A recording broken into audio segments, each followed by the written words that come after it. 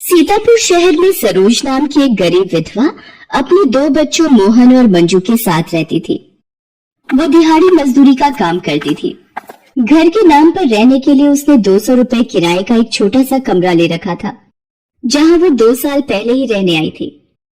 एक दिन जब सरोज मजदूरी के लिए जाने लगी, बच्चों, मैंने रोटी बनाकर रख दी है, तुम दोनों खा लेना, मुझे आने में शाम हो जाएगी। माँ, हम इतने छोटे से कमरे में क्यों रहते हैं? लोगों के घर तो बहुत बड़े होते हैं। वो सामने कितनी ऊंची ऊंची बिल्डिंग है और कितने बड़े बड़े घर भी। हाँ माँ, रात में बहुत गर्मी लगती है और मच्छर भी काटते हैं। माँ, ये पंखा ठीक करवा कर भी हल्का चलता है। मेरे बच्चों, बस मुझे किसी दिन ज्यादा मजदूरी का काम मिल जाए, मैं नया पंखा खरीद लाऊंगी। अब ठीक है? सरोज बच्चों को दिलासा देकर मजदूरी के काम पर चली जाती है, पर इतनी मजदूरी कौन देता जिससे वो नया पंखा खरीद सके। बेचारी सरोज इसी तरह दोनों बच्चों को रोजाना समझा बुझा देती थी। एक दिन, पता नहीं पंखा मैं कब तक खरीद पाऊंगी। चूल्हे पर रोटी बनाते समय गर्मी और घुटन बहुत हो जाती है। क्यों ना ये चूल्हे के ऊपर की खिड़की खोल दो तो धुआं बाहर चला जाएगा। सरोज सफाई में लग जाती है। जहां पर वो चूल्हा जलाती थी उसी के ऊपर एक खिड़की पर बहुत ही पुरानी तस्वीर टंगी थी। वो उसे साफ करने लगती है। तभी मंजू कहती है, माँ, ये फोटो कितनी पुरानी और मैली है, इसे फेंक दो। ये खिड़की के ऊपर टांगने से हवा भी नहीं आती। लाओ माँ, मैं इस फोटो को कूड़े में फेंक आता हूँ। नहीं नहीं बच्चों, ये फोटो तुम्हारी दादी ने मरते वक्त मुझे दी थी और कहा था इसे कभी मत फेंकना, इसलिए ये बहुत सालों से मेरे पास है। लाओ, मैं इसे दीवार पर टांग देती हूँ। पुरानी चित्रकारी वाली फोटो जो धूल मिट्टी में कई वर्षों में थोड़ी खराब हो गई थी, पर अपनी सास की कही बात सरोज को याद थी, इसलिए उसने वो फोटो कभी नहीं फेंकी। एक शाम उस कमरे का मालिक सरोज के पास आता है। कहाँ हो सरोज? ए लड़के, तेरी माँ कहाँ है? नमस्ते सेठ जी, मैं बस 1-2 दिन में आपके पास आ ही रही थी। मुझे सब पता है सरोज, जब तक 2-4 चक्कर ना लगा लो, तुम भला किराया कहाँ देने वाली हो? कमरे का 6 महीने का किराया हो गया है, ऊपर से ब्याज अलग लूंगा। और एक बात, मैंने अपने सभी किराए पर दिए कमरों का किराया बढ़ा दिया है, तो इसका भी बढ़ेगा। अगले महीने से सीधा डबल किराया, पूरे 400 रुपए लूंगा।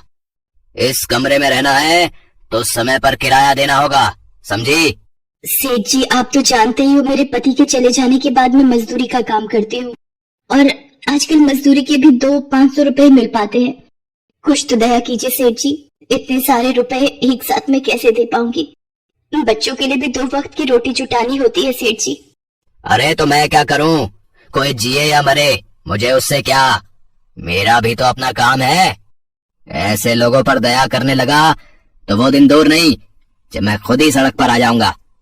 मुझे कुछ नहीं पता, अगले हफ्ते तक हथेली पर किराया तैयार रखना। सरोज रोने लगती है, पर सेठ रामभजन का शायद अपने नाम जैसा दिल नहीं था।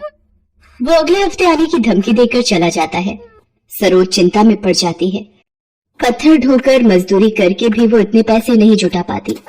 शाम के वक्त वो मायूस वापस लौटती है। ये तो सिर्फ 200 रुपए ही हुए हैं, अभी और पैसे इतनी जल्दी कैसे इकट्ठा होंगे? हे भगवान, मेरी मदद करो। क्या हुआ माँ, तुम रो क्यों रही हो? माँ, लाओ मैं तुम्हारा सिर दबा देती हूँ। भगवान हमारी सहायता करो, कोई रास्ता दिखाओ, मैं अपने बच्चों को लेकर कहाँ जाऊंगी? सरोज मंजू और मोहन को गले से लगाकर रोने लगती है। तभी दरवाजे की खटकने की आवाज आती है। एक्सक्यूज मी, कोई है? मोहन बेटा, देखना दरवाजे पर कौन है। मोहन दरवाजा खोलता है। दरवाजे पर कुछ लड़के लड़कियां खड़े होते हैं। उन्हें देख सरोज भी बाहर आ जाती है। जी कहिए, क्या काम है आपको? किससे मिलना है? रोहित, शाइना, मुझे लगता है हमने गलत दरवाजा बजा दिया है। जी, वो हमें किसी ने बताया था कि यहाँ खाने का होटल है। हमें लगा ये कोई होटल है तो गलती से आपका दरवाजा बजा दिया। क्या आप बता सकती हैं यहाँ होटल कहाँ है? मुझे लगता है आपको कोई गलतफहमी हो गई है, आपको किसी ने गलत पता दे दिया। हाँ, पहले ये कमरा एक हलवाई के पास था, उसके खाली करने के बाद कुछ सालों से मैं ही यहाँ किराए पर रह रही हूँ। आसपास तो यहाँ और कोई होटल नहीं है। अच्छा, क्षमा कीजिएगा, आपको बेकार ही परेशान किया। चलो फ्रेंड्स, हम कहीं और खाने का ढूंढते हैं। पंकज, आज तो सच में तुमने हम सबको भूखा मार दिया। अपना ही दिमाग चलाकर इतनी दूर पैदल लेकर आए। अब तो भूख से मेरी जान निकल रही है। उन लोगों की बातों को सुनकर सरोज उन्हें रोकती है। आप लोग जरा रुकिएगा, यहाँ कुछ दूर तक कोई खाने की दुकान नहीं मिलेगी, और फिर मेहमान भगवान का रूप होते हैं। आपको ज्यादा पकवान तो नहीं खिला सकती, पर मुझ गरीब की रसोई का यदि आप लोग खाना पसंद करो तो थोड़ा बहुत पेट भरने लायक मैं बना देती हूँ। सारे लड़के लड़कियां बहुत खुश होते हैं। वो लोग बहुत ज्यादा भूखे थे, इसलिए उस वक्त उन्हें जो कुछ भी मिल जाता वो बहुत बड़ी बात थी। सरोज गर्म गर्म रोटियों के साथ कुटी हरी मिर्च, प्याज और गुड़ रखती है। सब लोग बहुत शौक से खाना खाते हैं। कुछ देर बाद शाइना सरोज से कहती है, आप चूल्हे पर खाना बनाती है ना? क्या मैं चूल्हा देख सकती हूँ? हाँ हाँ, क्यों नहीं, आओ मैं दिखाती हूँ। अच्छा, ये चूल्हा है जिस पर आप रोटी बनाते हो? दीदी, आपके घर में चूल्हा नहीं होता? दीदी, आप भी खाना बनाते हो? बच्चों, हाँ मैं भी खाना बनाती हूँ, पर सरोज जी जैसा स्वादिष्ट नहीं। आज आपके हाथ का खाना खाकर, और वो भी तेज भूख में, सच में मजा आ गया। शाइना मंजू और मोहन से बातें करने लगती है। तभी शाइना की निगाहें दीवार पर टंगी फोटो के ऊपर जाती है। ये तो वही पेंटिंग है जो हमने। अरे रोहित, पंकज, जरा इधर आना, वो सामने देखो, कुछ याद आया? अरे हाँ शाइना, इसी पेंटिंग के बारे में मिस्टर चौहान बता रहे थे।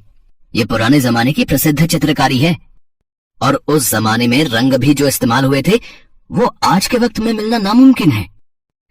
आपको ये पेंटिंग कहाँ से मिली? ये फोटो तो मेरी सास बताती थी कि उनके पुरखों ने 2 रुपए में खरीदी थी। आपको पता भी है आपके पास कितनी कीमती चीज है? आज के वक्त में ये पेंटिंग हजारों या लाखों की नहीं बल्कि करोड़ों रुपए की है। ये सुनकर सरोज के होश उड़ जाते हैं। उसने तो कभी उस फोटो की देखभाल ही नहीं की थी। शाइना अपने ऑफिस में फोन मिलाती है और अगले दिन दोबारा आने का वादा करके वो लोग चले जाते हैं। अगले दिन, सरोज जी, ये हमारे बॉस है मिस्टर चौहान। सर, वो रही पेंटिंग जिसकी तलाश कंपनी को कब से थी। हाँ सचमुच, ये वही डिजाइन है। सरोज जी, हम ये पेंटिंग आपसे खरीदना चाहते हैं। हम आपको इसके आज के प्राइस के हिसाब से 2 करोड़ रुपए देंगे। ये पेंटिंग हमारी आने वाली एग्जीबिशन में लगाई जाएगी।